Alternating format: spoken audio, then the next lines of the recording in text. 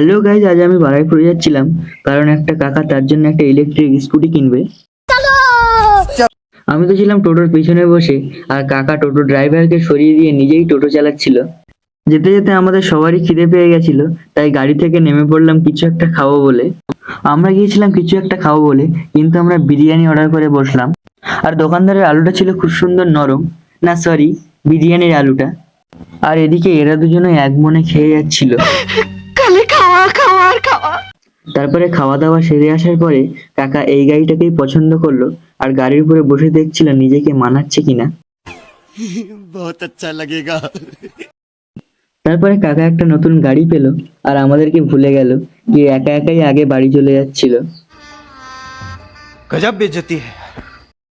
আমি টোটোয় করে বাড়ি যাই, আর তোমরা চ্যানেলটিকে সাবস্ক্রাইব করো। টাটা।